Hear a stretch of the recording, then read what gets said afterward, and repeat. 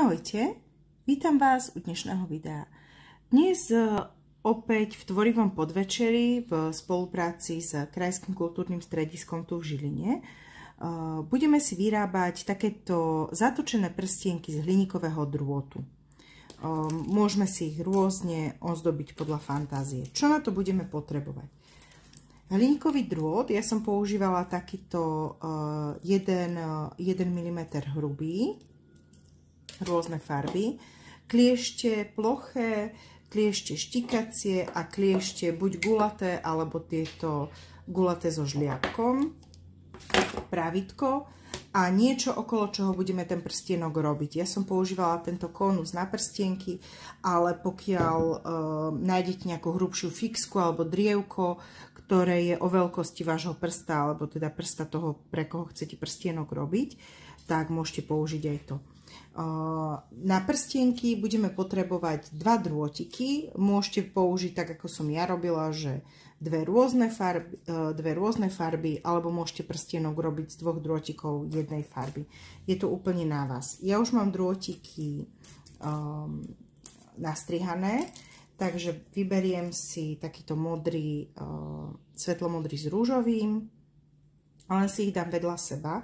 Okolo tej veľkosti, aký chcete urobiť prsteň, okolo tej časti konusa, kde viete, aký veľký chcete urobiť prsteň, si omotáte tento drôtik dookola. Dáte si pozor, aby sa vám drôtiky neprekrížili.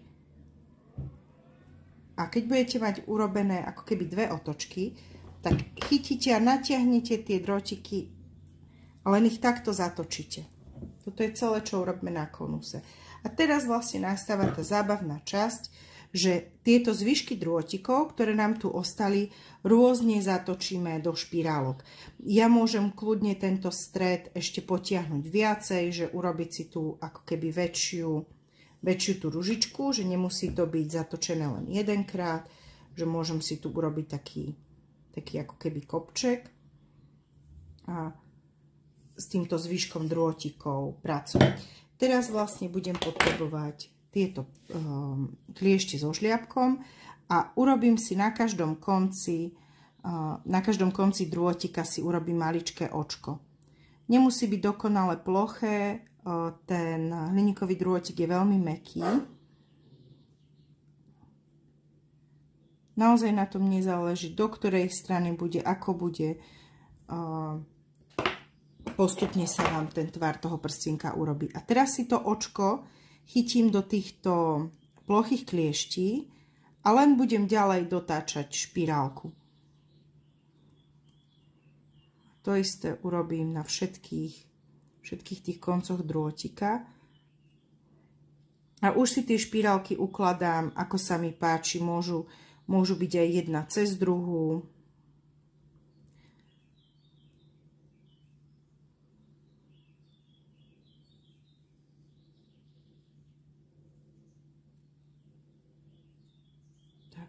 A toto je náš hotový prstienok. A tým, ako do ktorej strany si dám to očko, niekedy mi vzniknú 2 takto, môžem dať očka oproti.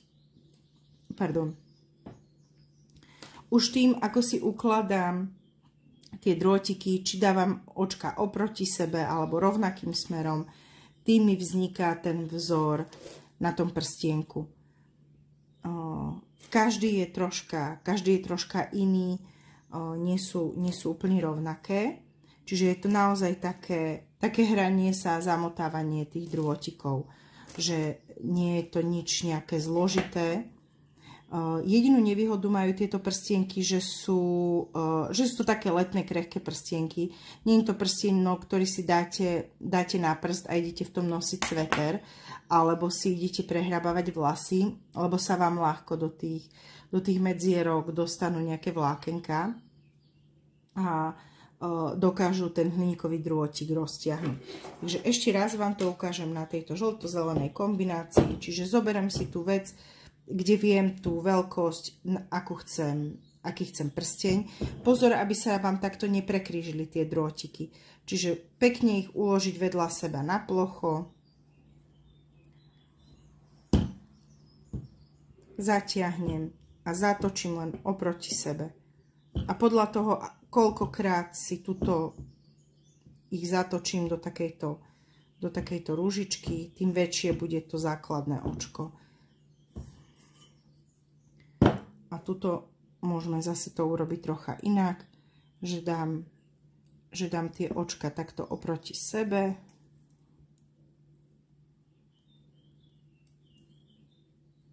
Na druhej strane.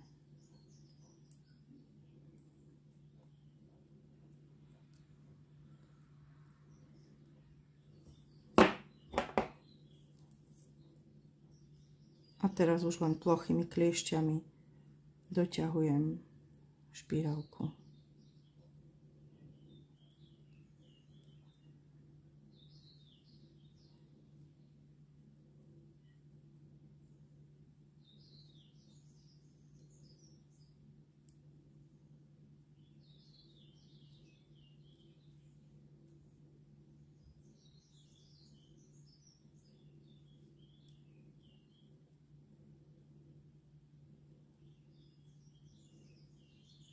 Tak.